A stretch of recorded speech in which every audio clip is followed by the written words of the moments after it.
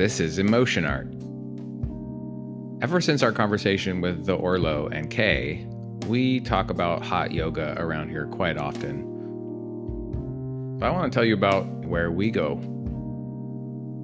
What I like about Heart of the Valley, other than I'd never even heard of Bikram yoga before, and it completely has changed my life. What I like about it is there's no competition. There's structure offered, there's wisdom offered, and it's offered from an open hand of somebody who is themselves not in competition. It creates a space that's very peaceful and very easy to make mistakes in and grow through them. Heart of the Valley isn't just for bendy influencers. It's for you. Yes, you. The one who thinks the Downward Dog is a new craft beer. Go to heartofthevalleyyoga.com and sign up for a class. First class is free. Heart of the Valley offers your first 30 days for $30 unlimited pass. If you're a human with a body, I'm telling you, go try hot yoga 5 times and tell me it's not already changing your life. www.heartofthevalleyyoga.com. Check it out. Or don't. We're not your mom. Here we come to a conversation long in the making. Sound engineer, artist, and music professor Buddy Anderson. We like him a lot, but I don't think we're biased. He only does all the sound for this podcast. So of course, from the very beginning, I've wanted to get Buddy in front of a microphone, but I bided my time. And then one day it was time. And now we get to see what the view from Buddy's window looks like. Yay. Buddy, we really appreciate you. Thank you for a really beautiful conversation. Enjoy. Welcome to Emotion Art. Emotion Art, where we sit down and make art. Emotion Art. Creative energy moving outward in conscious expression of feeling. The Emotion Art. It's Emotion Art. Emotion Art. Emotion because we are literally made of emotion. Art because everything we do wants to be art. Emotion art. Feels. Emotion Art. It's all beautiful. Emotion Art. Emotion Art. A space for emotional art. Creative energy moving outward in conscious expression. Emotion Art. An emotion art gallery. This is Emotion Art. You're welcome. Recording on. Check 1, 2. Check. How we looking? Is my check still good? Let's see. Oh, looking sexy. All right. So, Buddy, Yes. at long last, the man, the myth, the legend. You've been featured on just about most of the podcast episodes so far. Yeah, I appreciate that. Thanks for the shout outs. I appreciate all your work, man. Yeah, my Spotify is up to 4 monthly listeners, I think. Yes. We're neck and neck. Yeah. You've changed how this whole thing sounds. Awesome. You made it pretty. Yay. Yeah. Yeah, it's kind of fun being able to spend some time being creative. It's nice having that push because it can be hard to make time to make music. Mm-hmm. So it's kind of nice. And it's not like I have to come up with a full song. I can just do like a little snippet, and it's kind of fun. Experiment with different sounds. And I do it after I've edited the vocal part. So then I kind of have a gist of the feel of the episode. So I try and embody that into the music. How long does it take you, would you say, average, start to finish, to wrap up a whole episode? The editing side's getting pretty quick. Kind of have a template I use now.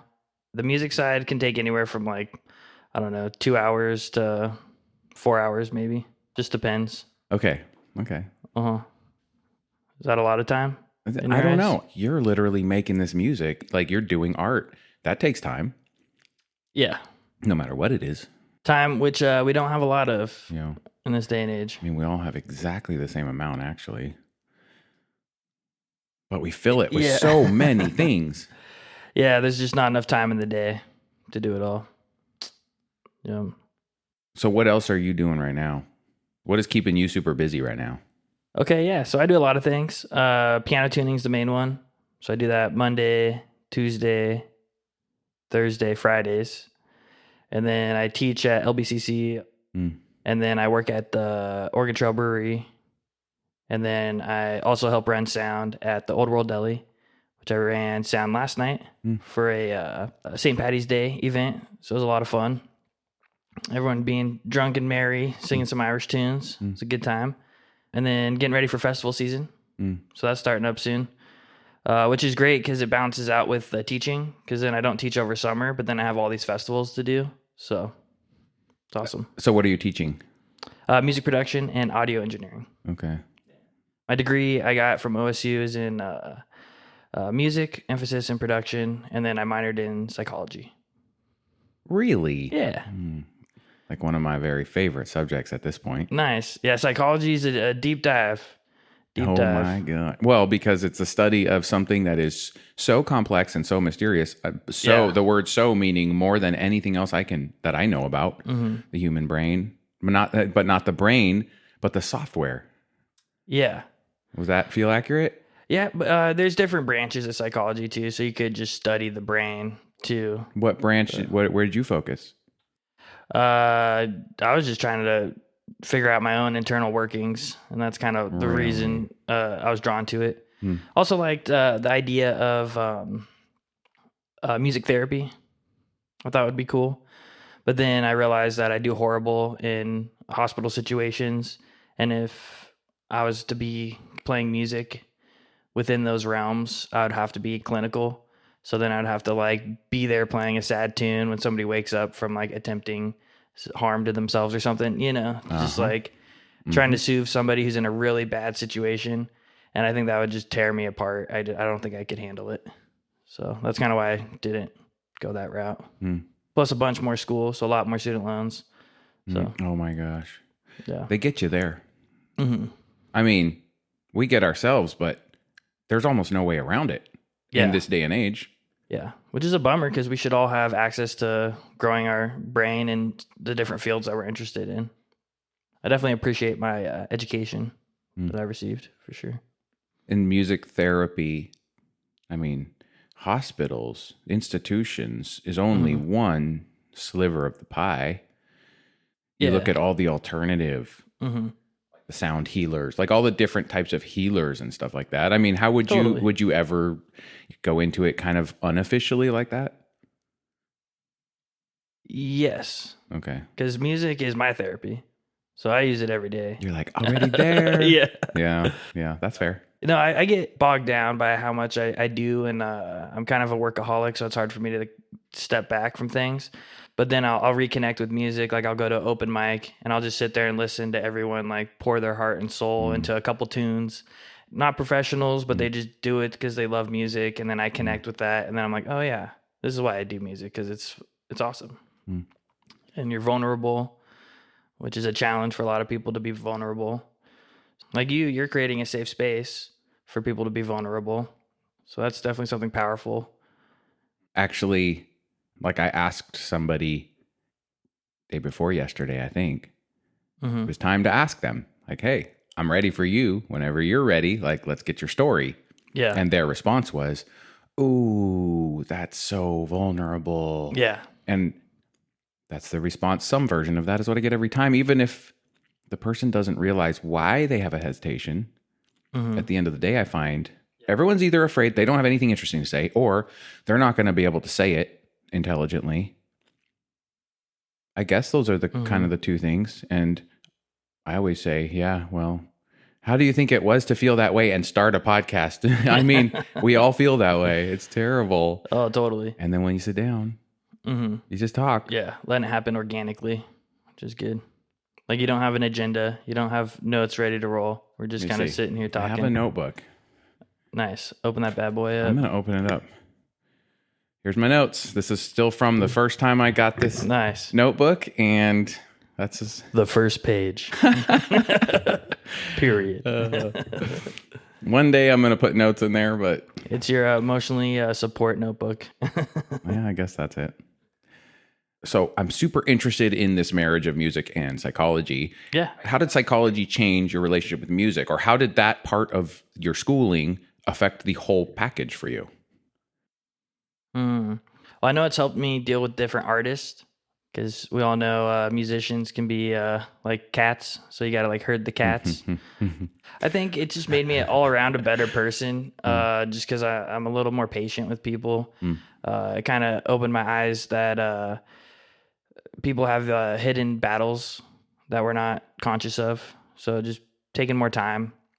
It's helped me deal with my baby mama a lot better.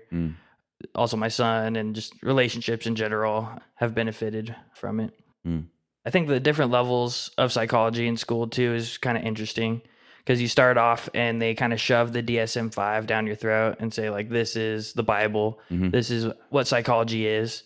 And then you get to the 400 level classes and they're like, the DSM-5's trash. It was written by a bunch of old white dudes and they just wanted their own kind of disorder in the book. So they all made agreements and stuff. So once you start to dive into it, you're like, oh, question everything. Don't accept what people are telling you. It promotes critical thinking, which is cool. And then it also opens up to different avenues of like ideology and different camps in the psychology world.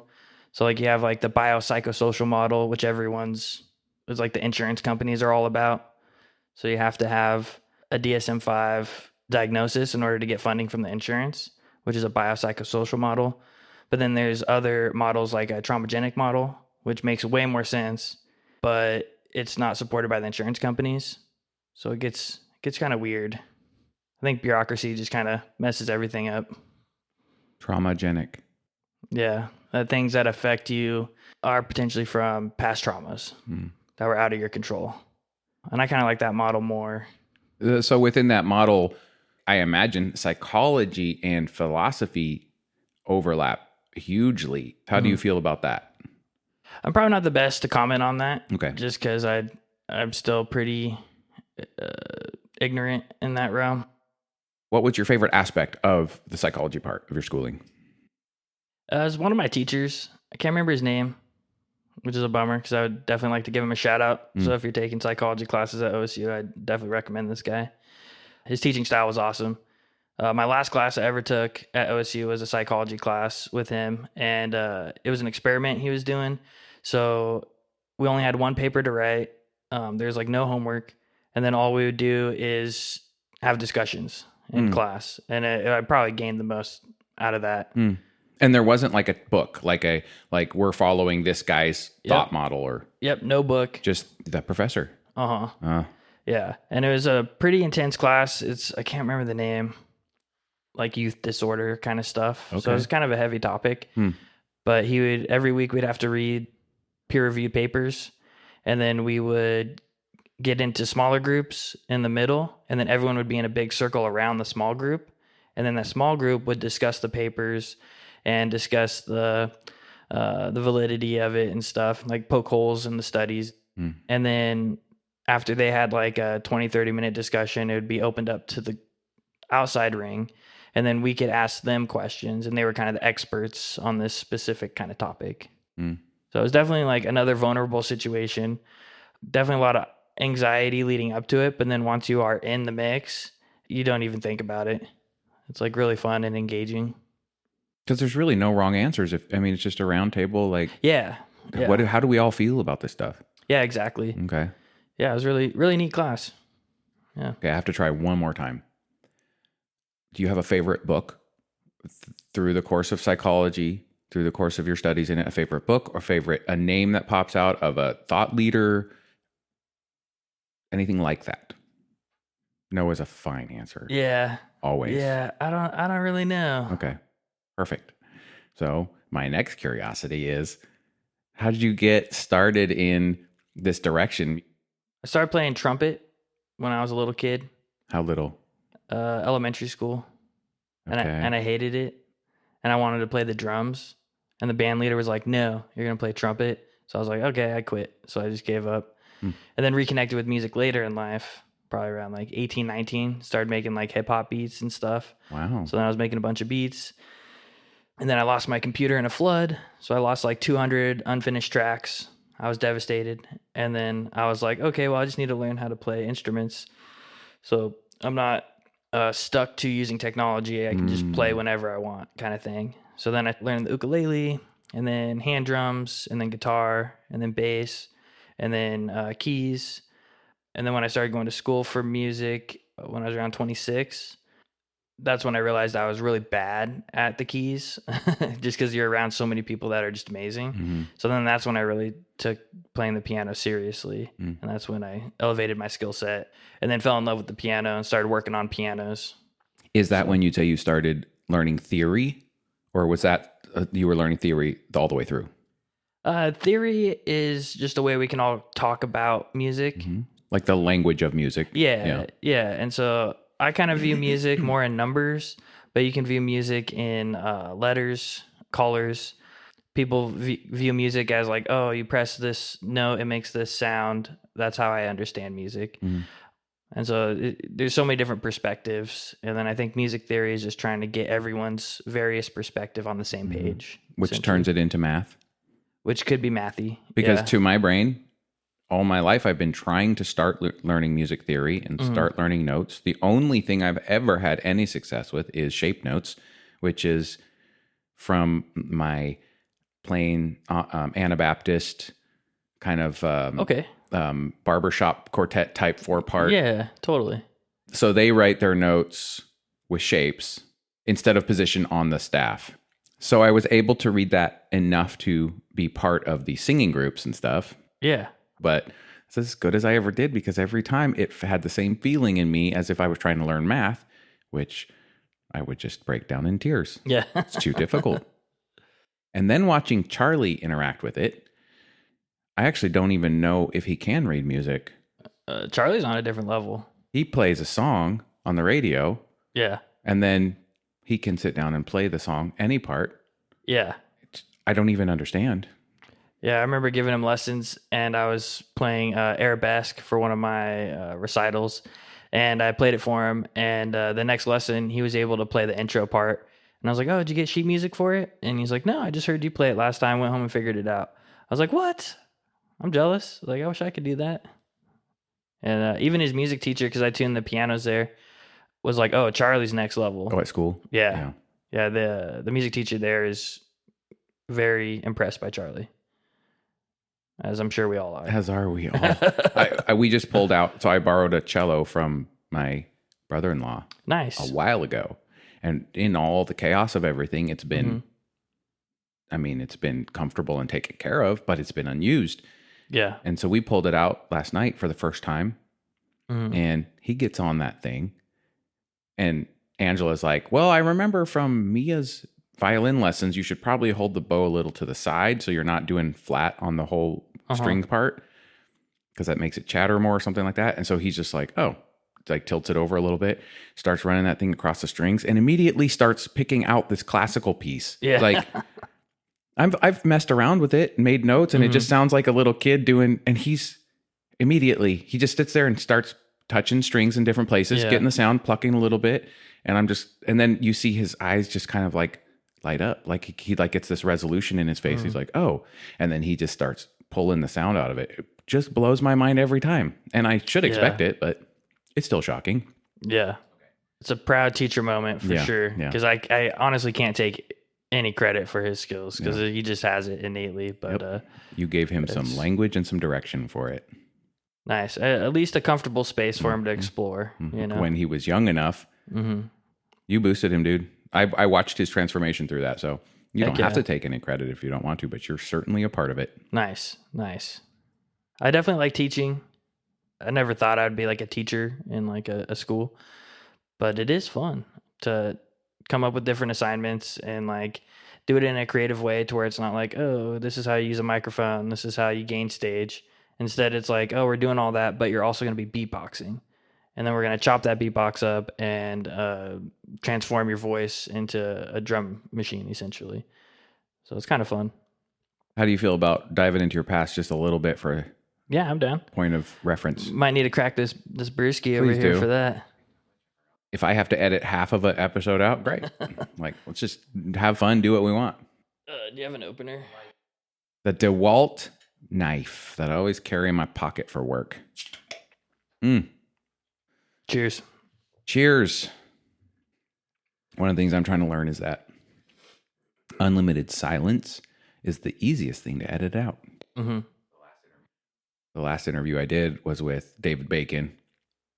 But there was a lot of pauses because how do you sit in front of somebody who's facing his mortality and just have a conversation? And so just being able to sit there and realize that a lot of the best stuff happens in the silence or comes from the silence. Mm-hmm. And that's a lesson that I'm only just now learning, having been raised not really knowing who I was, always having to talk. Kind of talking has been STEM for me, placing myself in this universe because something I can sense. Getting too abstract there.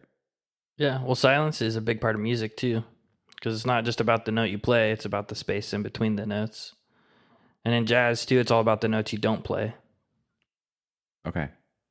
What's your earliest memory? I don't know, maybe like 4 or 5, playing hide and seek. I was hiding behind a bush in the backyard, one of the houses I lived in as a child. What was it? What do you remember feeling? Just the feeling of that time? I remember wearing like a blue tank top and just, I don't know, feeling good. Yeah. It was SoCal, so nice and warm and sunny. And yeah, it's a pleasant memory. What was the setting for that stage of your life? See, I was living with my mom and sister, and I don't know if my Grammy was living with us at the time. It was in Tustin. Yeah, I don't remember too much. Okay. Just pretty carefree, fun. Yeah, exactly. Okay. Yeah, just a child. How long did that stage last for? I don't know whether it was until you moved or until you changed. Like, there's always some event that changes to the next thing. Yeah, we moved a bunch until we got into a house that we stayed at for the rest of my time growing up. So until we got to that house, it was like a bunch of apartments and moving around and stuff. Chaotic. Makes it really hard to remember specific things when you're moving a lot.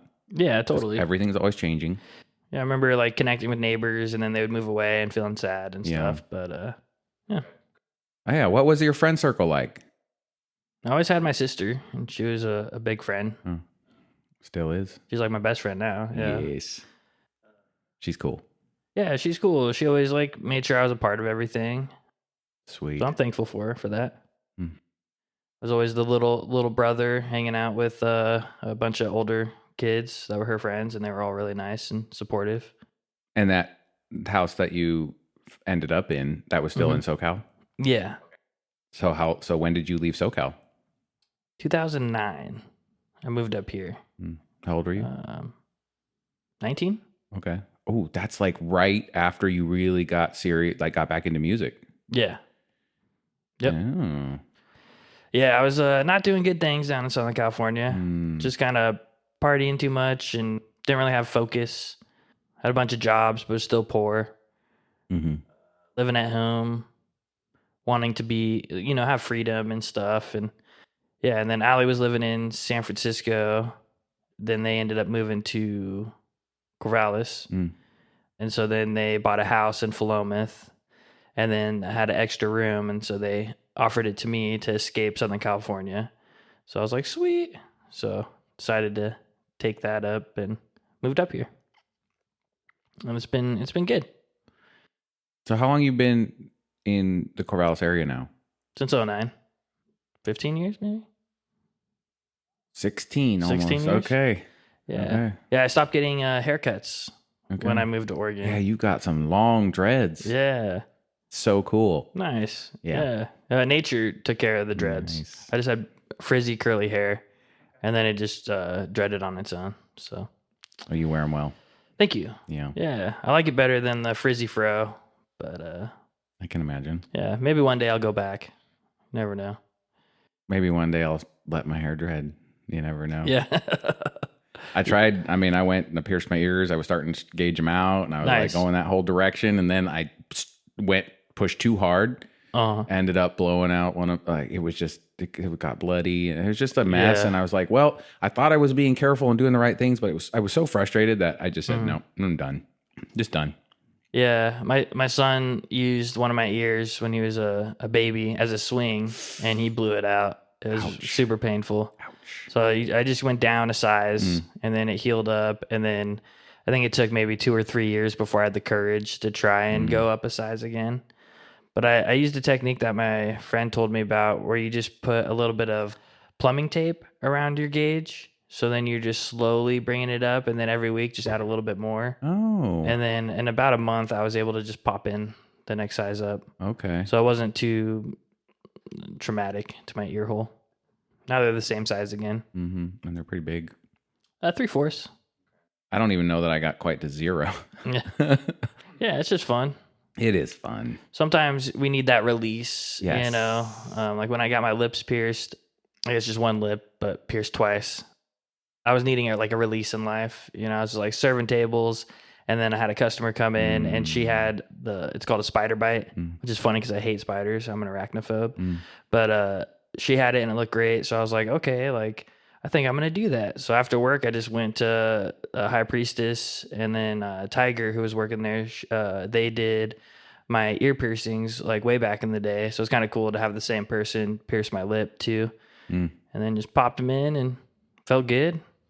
It was all swollen the next day. So I went to work and I could like barely talk, and I'm like drooling, like trying to like take people's orders and stuff. Kind of funny. What felt good about it? I just needed a release. I don't know. It was nice. Yeah. It wasn't painful at all. It felt good. That reminds me of when I got my nipples pierced. Oh yeah. I was frustrated. I was pissed off. I was afraid, whatever you want to call it. I was having a bad day all the time. Like it was really difficult for me to just get my head on straight and just be okay for a lot of reasons. But I was having a really bad day. And I just decided I'm going to go pierce my nipples. Yeah. And I walked out, and it was so painful. And I walked in, terrible day. Walked out, best day ever. Yeah. You needed that release. I feel like that's all the piercings I've done were for that reason. Yeah. It's weird. And maybe the tattoos too, although those have a lot more meaning. The designs, the ink has meaning, but still that pain, just that sensation, that visceral reminder that I'm here, I'm alive, and this is what I'm doing right now. Yeah. Somehow just makes things feel better. And now in hindsight, it's because it brings me to the moment. And if you're ever having a bad day, all you got to do is just bring all your attention and awareness away from the past, away from the present, into this moment. And then you're going to be having a fantastic day no matter what. That's what it is. Yeah. Being present. Yeah. That's what it does. Yeah. Interesting. Psychology, human brains are weird. Yeah. So right now you are teaching. You didn't really see yourself teaching, but you are enjoying it. Is it what you plan to do like long term, or what goals do you have? Where are you headed? That's a good question. I just want to keep experiencing things in the world of audio. So I think the next realm is video games. So I want to work on a video game and do like the music for it and the audio assets and stuff. I think would be a fun project. I think it'd be fun to manage talent too, and set up like a legit studio to where I work for, you know, various companies, and I manage the voice actors and stuff that come in. I think that would be really fun. I do like Foley too. So I like sound design. So like for like movies and cartoons and stuff, everything has sound design to it. Okay. So I think that would be a fun project. So essentially I just want to like build a studio that I get to play in every day, but I'm also making a bunch of money. Is like the goal. So you'd like to be able to do exactly what you like doing every day and not have to worry about money. Exactly. Nailed it. Oh, And I'm taking steps to get there. I don't really know the end game, but I have a bunch of different like milestones, I guess you could say.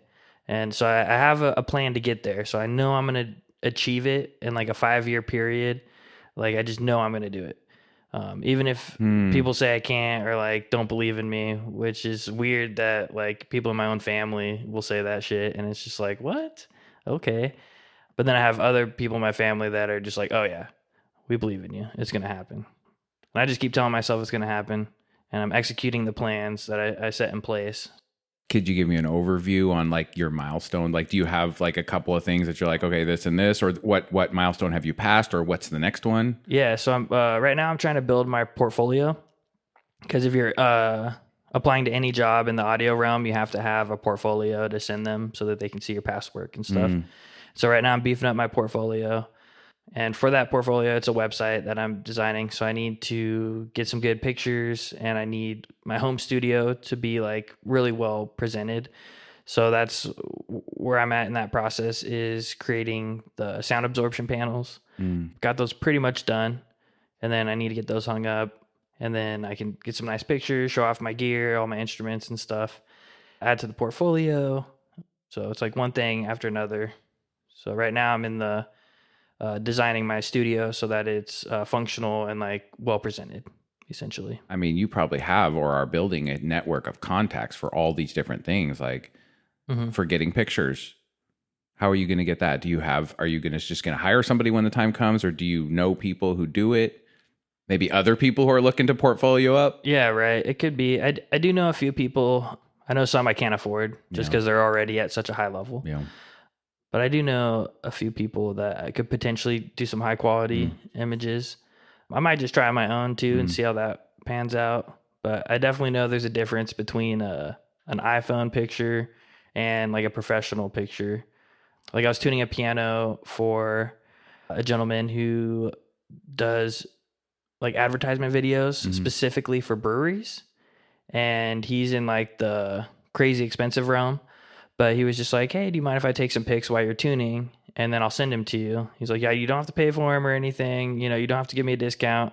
And I was like, okay, cool. So he ended up taking a bunch of pics just while I was working on his piano. And then he sent them to me, and I was blown away by him. So of course I gave him a discount, which I'm pretty sure he was trying to get a discount anyways through doing that. But now those are on my website because they're really high quality and they look great. So I think maybe, hiring somebody might be a smart move. Okay.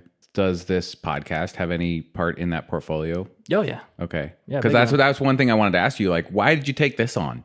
Yeah. I mean, my memory of it is we went to the Old World Deli. Yeah, I went to the Old World Deli, but we were watching. What music were we watching there? That's a good question. Was it an open mic? Wasn't open mic because I haven't been there for open mic yet. It was probably Citizens of the Universe, maybe. Okay. Yeah. And then, I mean, I like you, and we were just like saying hi, and then the podcast came up, and you were like, "Oh, I could do something with that. You have anyone doing it?" And I was like, "No," and you're like, "Great, yeah, I'll take it on." Yeah, I appreciate the opportunity for sure. Yeah. Since then, first of all, you're welcome. I mean, I feel like a complete poser saying that because what you're bringing is, well, I'm part of a couple of Facebook podcast groups where I can watch everybody talk about all their problems and vent about everything. And one of the most common problems is people don't know how to do audio. They don't know how to make, like, where do I find the clips? How do I put this together? Yeah. And of all the questions that I've been dealing with and figuring out a way through, you've just made the part that is the most tough for everybody, from what I see, easy. Nice. So that's not something, I guess it is something you could feature on your website. Oh, and it will be, yeah. Sweet. And I'm starting to, I am by no means a professional picture taker, but I just find myself starting to get into perspective and stuff like that. I just use iPhone. Yeah. But I also know professional guys who have traded in all their expensive equipment for like 5 iPhones. Like they use iPhones, and it's because it's about how you use it and how you mess with the settings that you can actually make it look as professional. I don't know most of that stuff, but I would like to watch your process one of these days. We almost got it done once, but I'm just super curious. Like, I just want to see it. Yeah, totally. And then maybe there could be a couple of good pictures that come out of it. I'm so down to try. Oh, that's a good idea. Yeah. Because why not? Because that world you're describing, where you're doing what you want to do, and you don't have to worry about money, just flush. Yeah. However that happens, because I don't know how that happens, but that's also where I'm headed. Yeah. And I don't know how. I don't even have the milestones you do. We're starting to create a community podcast studio type thing. Yeah. That's the direction we're going. I want to platform people. I want to platform everyone's art. Yeah. So I know what it feels like, what I want to do. And I know what it feels like to not have to trade my time for money every day. I don't know how. I think the way it happens is through the village concept, community. It Yeah. takes a village. And I think that the more I step into not thinking of myself as a cog in a machine that has to do its job, get its paycheck, I think that there's a whole community in the world at large that once I'm able to drop the mindset that I've had for my entire life in this, raised by Generation X and how the world looks to them, there is a new mindset that is going to change what I see around me. And I'm going to start connecting to people who operate in this type of a village economy. And I think that's where it comes from. Mm-hmm. It's not magic, but at the same time, it kind of is. Yeah. Well, I think it starts with creating a safe space. Yeah. You know, Safe space for if you yourself. check that off the list, you know. Then it's a safe space for the rest of the world. Yeah. Well, that feels true. Yeah, I definitely strongly enforce that rule in my classroom because we are dealing with music, so we're dealing with vulnerability. And I want people to share their work so they can get constructive feedback and stuff. So that's like the first day one. I go over critical listening and how to be respectful because we're all at different levels. Some kids are like crazy good, and others have never even opened a DAW before. So it's kind of cool to see the different levels, but also like creating a space to where somebody who just started making beats can share that with the classroom and feel comfortable doing that. So that's like my number one goal, is just making sure everyone feels safe to share their stuff. Because when you're sharing your art, no matter how much you tweak it and how much time you spend on it, you're not making the other stuff you see that's so cool. You're just making your own art. Yeah. And it's subjective. And it's hard to see how freaking cool, for me anyway, it's hard to see how cool my art is until I get it out there and am able to look at it through someone else's eyes. Yeah, totally. Which is vulnerable. It's scary. Yeah, you're vulnerable. But I think we have to be in order to share, you know? In order to find who we truly are, we have to hit that vulnerable point and cross it. Yeah. And it's not fun, but we can make it fun through experiences like this, the podcast, Yes. Emotion Art, Yes. and through music. Yeah. Yeah. Because to me, it's all the same thing. I mean, the more of these conversations I have, the more I'm starting to see, like, I mean, I'm in the flooring industry right now, and I go out and spend my days on commercial flooring job sites. And I'm starting to see everybody that I run into, from job site superintendents all the way down to the newest technician on the crew. Yeah. As a human, every decision you make, every little thing, from how you hold your hand, when you blink your eyes, it's all coming from what your emotions are telling you, what's the feeling telling you. Yeah. So it's all art in that way. And I think that if I talk to people, if I say that enough, I feel like their energy starts to change. There's slight shifts, and those little shifts, I mean, the butterfly effect. Yeah. One little shift right now turns into a entirely different universe. Who knows how far down the road, at least for one person's experience. Yeah. So I think it's all art, and you're out there wanting to platform music particularly, but not just music. I mean, here you are making the emotion art possible in the way that it is. Then we create that village. Yeah. It's nice being a team player and knowing your role is not only satisfying to myself, but also to others. I just love music. I love audio, especially with my students too. I love to see their projects and their ideas come to fruition, and it's a beautiful process. Yeah, for sure. Shows. Yeah, it's fun. So you teach at LBCC, and then you do piano tuning. So what does that look like for you? Do you have like a website that people go to, or is it just word of mouth, people that know you? Yeah, I have a website for my business. I started one with Google, but then they dropped their platform, so I still own the domain, but for some reason the website's gone. But then through Square, I have a really nice website. So if you just Google Buddy's Piano Tuning, it'll pop up. Did you just do tuning, or do you do other services? Yeah, I tune and repair. Okay. If it's like a big structural thing, I'll recommend somebody else. I don't do player pianos, so I'll recommend somebody who specializes in player pianos. Is that a brand? It's just a type of piano. It's like one that you put the paper rolls in, and then you pump the bellows, and then the piano plays itself. They're really cool, but they're terrifying to work on. And a lot of the old piping is lead. So just looking at it, it cracks. And so I'm just not ready to start that journey. So I'd rather just pass it off to somebody who's way more qualified. So it's like a piano, but it's also like the old school analog computer. Yeah. Oh, that is so cool. It's pretty sweet. Yeah. I'm gonna check that out. This is the first time I've even heard of this. Like, Yeah. You I get a didn't even know workout. those exist. Yeah. You get a nice workout pumping the bellows. It's pretty cool. But I like to kind of stay in my lane with the whole piano stuff. I just found out one of my mentors when I first started just passed away too, which is kind of sad. Susan Klein. She was a really big part of the musical community in Corvallis. She shared quite a bit of knowledge, was always really sweet and kind to me, was always upfront about like different techniques and stuff. It was really cool that somebody was so willing to, I wouldn't say I'm a competitor, but you know, somebody who's like infiltrating your space that you're already established in. Yes. She was very welcoming and sharing and kind. She understands the importance of community as well. Yeah, totally.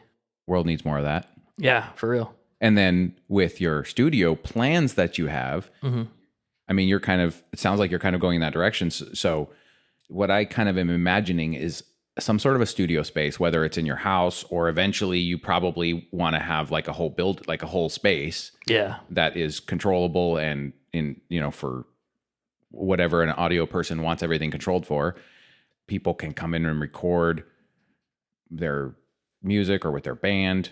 Kind of like, what's your vision there? Like what's the mission? Yeah, so that kind of summed it up, so keep it to where local artists could come and use the space. And maybe for that, try and keep the fee kind of low, just to allow artists to come in and use good gear in a good space. And you're not trying to make money there.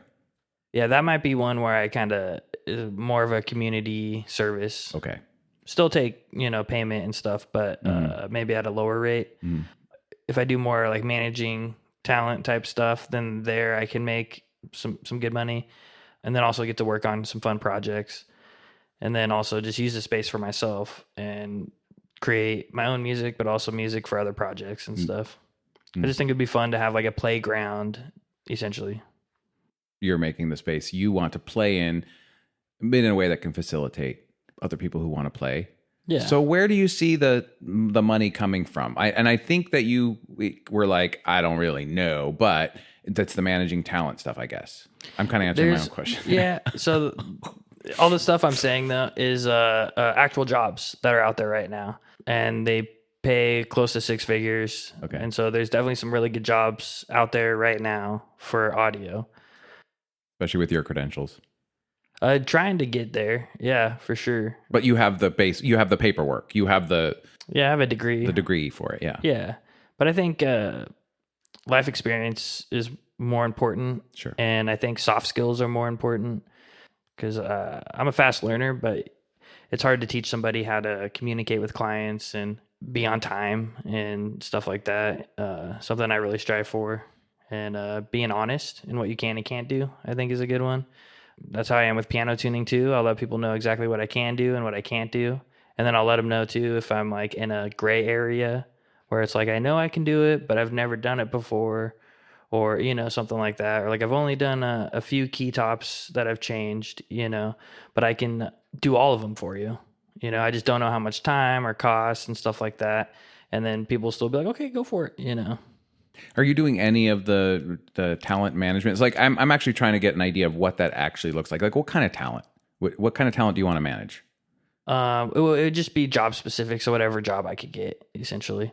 Okay, so then what does that mean? What does it look like to manage talent? Okay, yeah. So to be more specific, a job I was looking at was for voice actors, and so then I would be part of the hiring process. So I'd go out and search for the talent, and then they would give me what they need recorded, and then I would go out and find the people to do the recording. So then I could essentially have an arsenal of voice actors, and then I could be like, oh, you're good for this project, bring them in, record them, and then send out the product to the person who's paying me, or the bigger, I guess, company. Okay, so you're talking about a company that finds talent for like an agency that needs a voice actor or needs something like that. And then you're basically finding the talent, setting up the whatever, managing everything. ultimately you want to be the agency that finds the talent, Yeah. not work for somebody else, but do it for yourself. Yeah, exactly. That makes sense. It could And be there's so fun. many directions you could go with that, Yeah. and so many ways to get into it. Like that'll sneak up on you and jump in your lap when you're least expecting it because you're laying the groundwork with Yeah. everything you've described up till now. Interesting. Okay, that makes Yeah, sense. and that's just one possibility. Of course. Like I know there was like before working on this podcast, I know there was a few podcasts hiring, and they were offering $75K a year for audio engineer and stuff, but requirement is portfolio. So I'm still in the portfolio building phase. I feel even luckier now. Yeah. I mean, we hired you for zero of anything. Like is exactly Heck as yeah. much as we have. Yeah. Well, I like you, and I like Sweet. I like what you're doing. I think it's fun. I've learned a lot about you through it too. Almost can't help it. Like I never knew you were like grew up in kind of a cult setting and stuff, and hearing some of the conversations you've had have been difficult too because some of them get pretty heavy. When you say difficult, what does that word feel like? To you? Difficult for me to put myself in those shoes. Like the one conversation with your sister, Laurel. Yeah, that one really got to me because I started like picturing my sister Allie saying that to me, and I didn't like the feelings I got from it. You know, Interesting. because Okay. my sister's my biggest support and enthusiast. So it'd be hard not to have her play that role of hyping me up, essentially. Huh. So Oh, that is so interesting. And that's a completely different window to look through. yeah, That's been one of my favorite conversations so far. I mean, I have intensely enjoyed every one of them, yeah, but I crave that challenge. I don't know what I think about everything, and I want to. And so that's kind of why I'm having these conversations. But that makes sense because, I mean, it's confrontational. yeah. And even Allie taught me to not be afraid of confrontation, but you can be peaceful within confrontation too. Thanks, Allie. Yeah, thanks, Allie. The world needs to know that. Yeah, you want Allie on your side. Yeah. For sure. She's a fierce individual. Yeah. Really good brewer. She does Very, amazing things at the brewery. very peaceful. Yeah, great musician, great singer. Yes. And she's always down to sing. Like I could book a gig for tonight and she'd be like, yeah, I'm down. You know, it's kind of nice having that person in my life for sure. I can imagine. I'd like to get her story. Yeah. I want her voice on Emotion Art because, boy, she's got art. Yeah. I haven't heard her sing a lot, but at the Dirt Road Street Party, Oh yeah. you guys went up and performed, and it is beautiful. Especially the way your music and her voice, like it just fits together so well. Yeah. Very complimentary of each other. It's fun having the sibling kind of band and stuff. Do you have plans? Where does that go? It's Where just, do you want it to go? it's just a ever evolving thing. I think it'd be nice to have like a solid band, but it's just hard. Everyone's so busy. It's hard to set a time to all get together. Do you have other people that the two of you regularly play with, practice with? We have in the past. Okay. But then again, scheduling conflicts and stuff. So then now it's back to her and I. Okay. You know, we can always fall back on just piano and vocals. I use Ableton Live, so I have like live beats that we can play to, which is always fun too because it adds more like an EDM style stuff to it. We kind of are stuck on our first album and just keep playing only those songs and maybe a few covers. But we are writing new stuff. Yes. And we do have a few songs like ready to unload, but I just it's hard for me to be done with them. And every time I listen back, I'll be like, something about this synthesizer sound I don't like, you know, and it's just hard for me to let go and just release it. So that's kind of where I'm stuck at right now. But I think I'll get through that. I just need to set like a release day so then I'm forced to, you know, get it out by this time.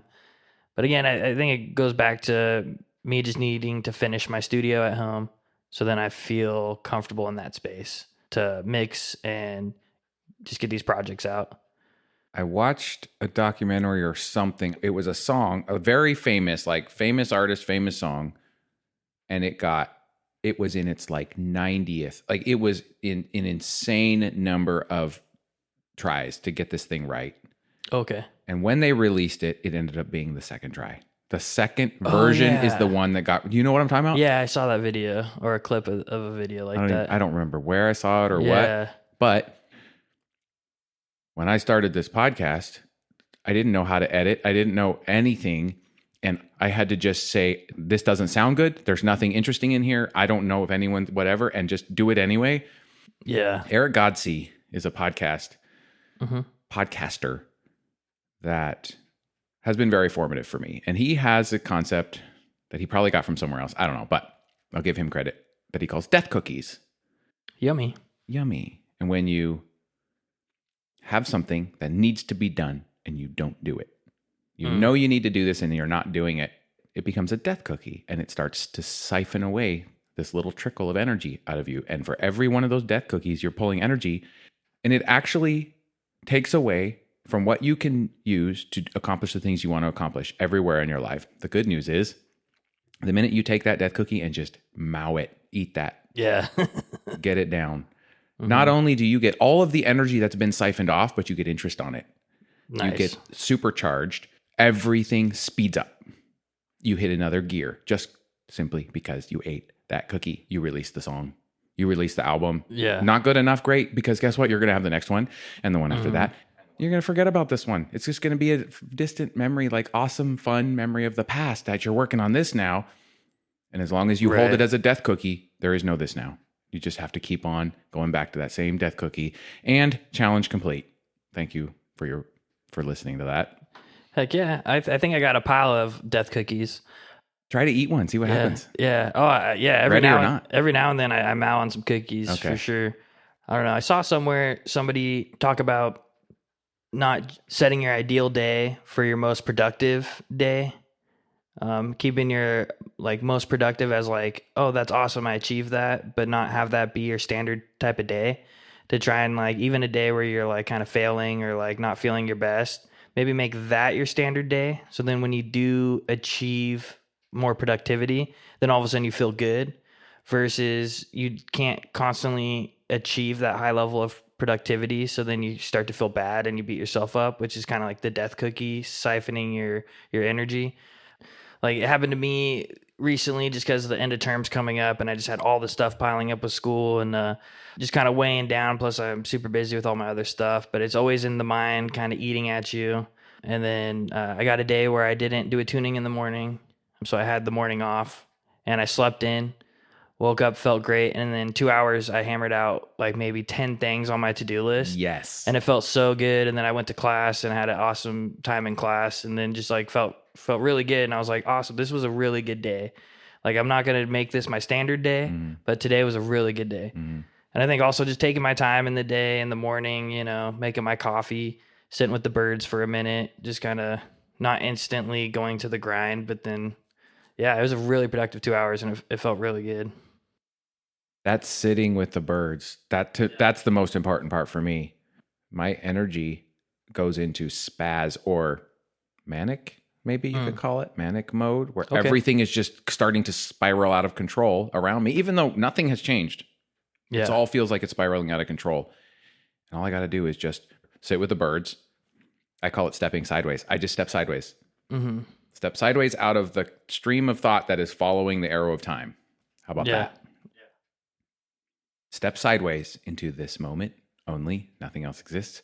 All of a sudden, there I am with the birds. And then the death cookie's eaten and I get to move forward. Yeah, you said, with a more productive time. I always try to get up to even just at my work. I'd work in Portland and I have to drive all the way up there, and that is chaos. It's chaotic to navigate all that traffic. And so I always try to get there with enough time to sit for at least 15 minutes in complete silence to just, it's in the city, but there's still birds. But I step sideways for 15 minutes and then I'm a new person. Yeah. I'm able to face everything that comes in the moment. Not worried about anything. Here we go. I appreciate that language. I think being present is difficult. And when I find myself feeling anxiety, I just instantly stop whatever I'm thinking about and just start to observe what's around me. I think it's probably a technique I learned, a therapy technique I learned in class. but essentially just start naming like 5 things that you see immediately around you. And then all of a sudden the feeling of anxiety is gone. And I'm like just in my car, driving to the thing that was stressing me out. But now I'm just thinking about all the few cars, the colors that they were, so the types of trees I'm looking at, just like everything around me. And then I'm brought back into focus and anxiety's gone. Feeling good. That feels like the exact same thing. Yeah, I remember like hot yoga was that for me for a while too. And I think you've been getting into some hot yoga. Yes, we've been doing it. Yeah, I used to be a cleaner with Allie there. At Heart of the Valley? Yeah. So we would Love that clean, place. I would clean once a week. Usually it was Wednesday nights. So then it got me there at least once a week because I had to clean. So then I would do the class right before, and then I would stay late and clean the bathrooms and stuff. And I would get free yoga for that trade. Huh. So it was like a little bit of work for, the yoga. There's the community again. Yeah, exactly. And it was a lot of fun. I definitely enjoyed it.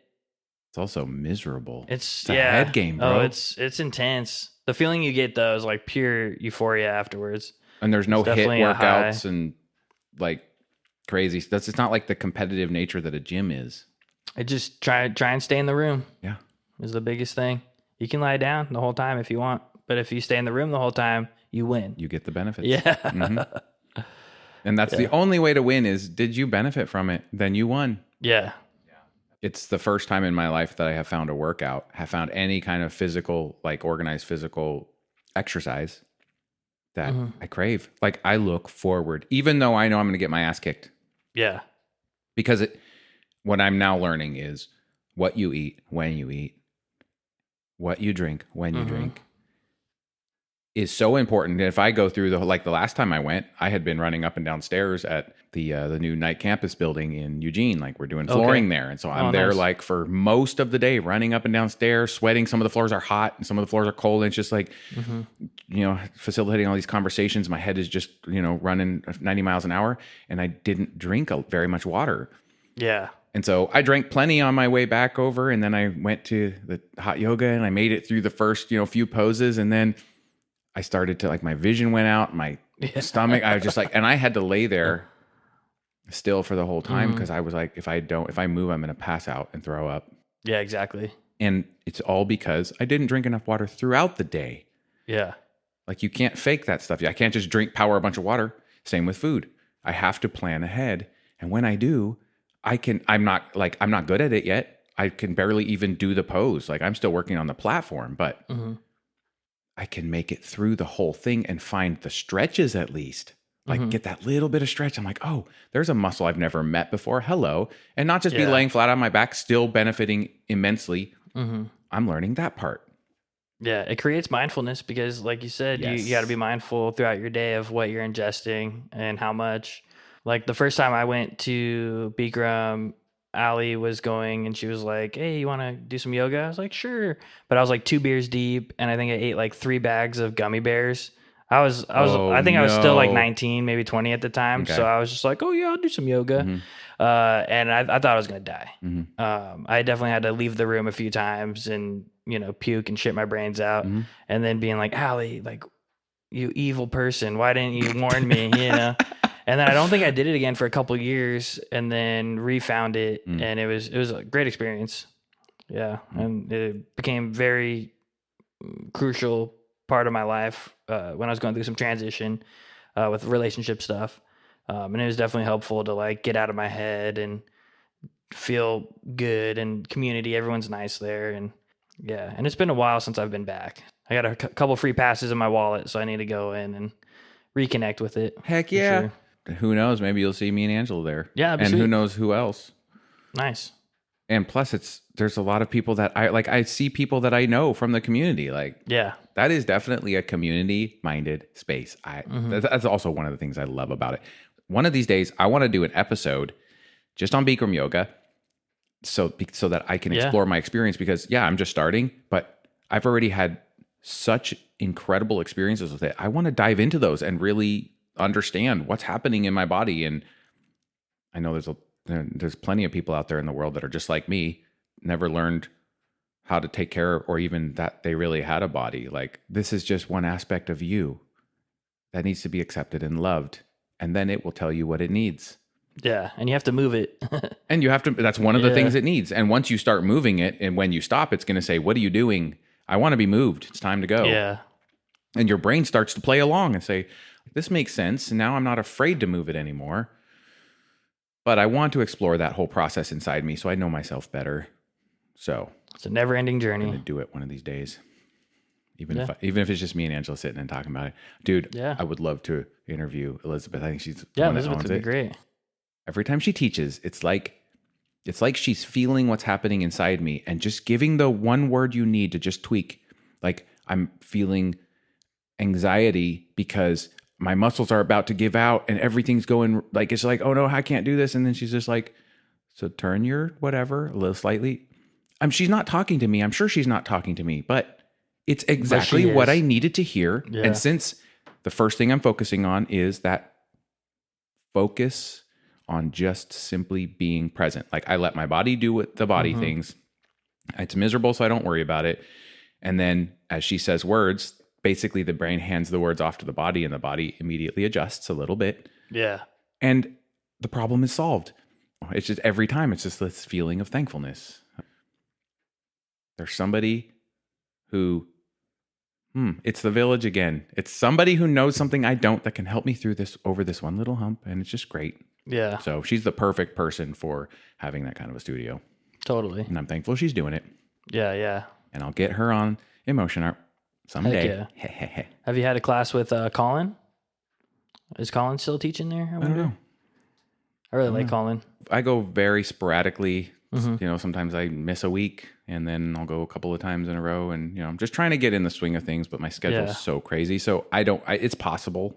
I don't know names of everyone yet.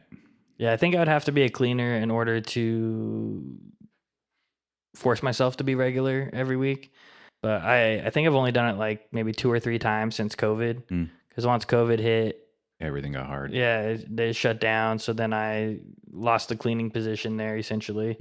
And then when it started back up, I was kind of out of the loop. And then they moved and still haven't been to their new location yet. I've only been to their new location then. Oh, okay. Yeah. Yeah, they used to be in Southtown. Oh, yeah. Yeah. She was just talking about that. Next That's to right. like Tried and True over there. It's a cool experience. It's a cool place. Yeah, it is. Yeah. Yeah, I'm kind of more like fat and lazy these days. So I definitely need to move the body a little bit more. Who says? I'm just so tired. By the end of the day, I'm just like, that was a lot. Who says you need to do anything? I do, I guess. My internal compass. The ultimate boss. Yeah. Oh, yes. Yeah. Then you do. My body's failing me. Like I have arthritis and, I got to be conscious of what I eat and drink. And I need to be a little bit more healthy for sure. Bro, read the book Breath. If you yeah. haven't. Have you? No. I should have asked. I should have. Okay. The book Breath is about how so much of our dis-ease, the unhealthiness in our bodies is because we forgot how to breathe. That book has already changed my life. I went in to get my teeth cleaned, dentist appointment, and they put a little cuff on and took my blood pressure. And the dental hygienist was like, you have the blood pressure of an athlete. That's never been the case. That's not the type of blood pressure I have. Nice. And as soon as she said that, I knew that it was because I had been practicing these breathing techniques, which take no money and no time because I drive all the time. So that's what I do now because my body feels better.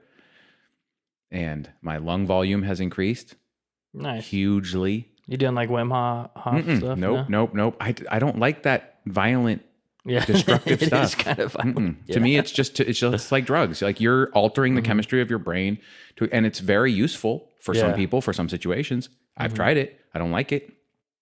All I do is breathe out the last 10% that never comes out of my lungs at the end. It's that simple. Just takes a little intention at first. But he also recommends, basically, one of the major themes of the book is that the nasal cavity has so many structures and things that are critical to the healthy harmony of all the systems in your body.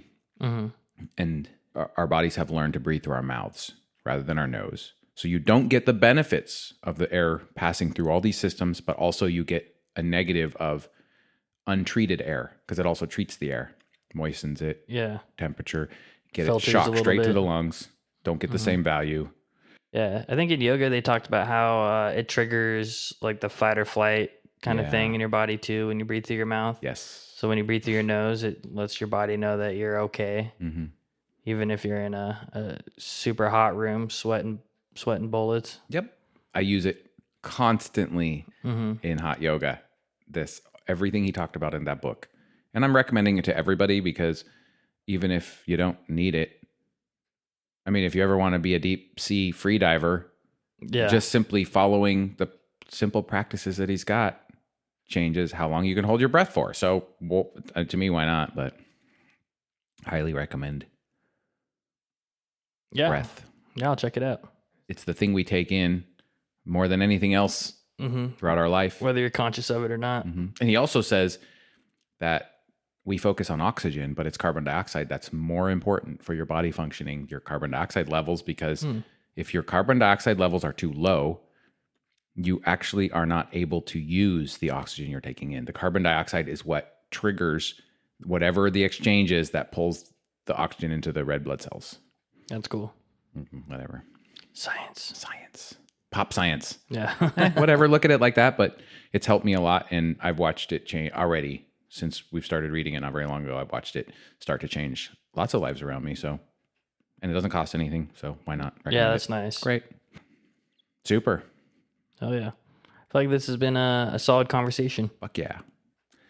And I have 2 more questions, Okay. and you can't even guess what they are. Sick.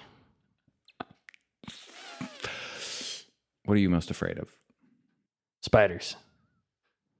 I fucking hate spiders, dude. They freak me the fuck out. I don't know what it is. Maybe all the legs. Maybe I don't know which eye to look in. They're unpredictable. I just can't stand spiders. I scream. Like, I literally scream. And then I have Gabby come and handle them for me. That's awesome. Yeah. Nothing existential for you? Maybe spiders is an existential fear? Maybe. I don't know. Maybe I was like a little fly in a past life and a spider got me or something. Interesting. I don't really know. Yeah, that's, when I think of fear, that's what I think of. Yeah. Spiders. So, what's the most important thing to say? If you only had a chance to say one thing to the world, to whatever, what would you say? It'd probably be directed towards my son, that he matters and that this world needs him. And even if he doesn't feel like he's making a difference, he is. It'd be directed towards him, for sure. But the message would be, you matter. You matter. You're perfect the way you are. Yeah. And the world needs you the way you are. And you're loved, even if you don't love yourself. Yeah, I wrote a song about it, too. Message to my son. So, Is it on Spotify? yeah. Okay. It's my most popular song on Spotify, actually. Sweet. It's like a little jazz tune. Well, I'm certainly going to plug your music in the show notes, so Sweet. in the intro, because I just appreciate you. Yeah, I appreciate you. Good. Anything else that needs to be said? Continue what you're doing. Yeah, keep spreading positivity and vulnerability in a safe space. Will do. Thank you for that. And thanks for sitting down and giving me some of your perspective. Oh, yeah. Love you, brother. Love you too, man.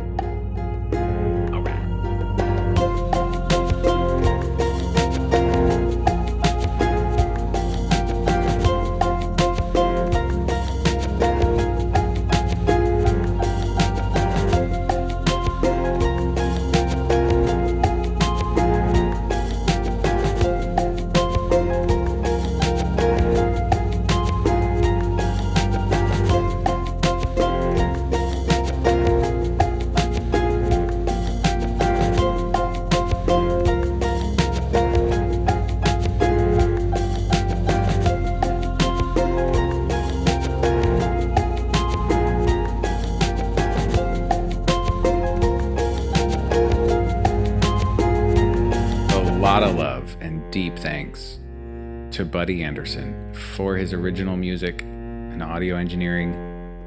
This podcast sounds the way that it does because of his heart and the way that he listens. Explore his sound at From Another Mista on Spotify. Well worth the listen. And to Angela Cook, our producer, thanks for holding the vision, weaving the threads, and helping every episode land with clarity and care. To every one of you who's subscribed, listened, shared, or just felt something along the way, thank you. You're part of this too. Your attention is sacred. I don't take it lightly. Stay curious. I'll see you next time.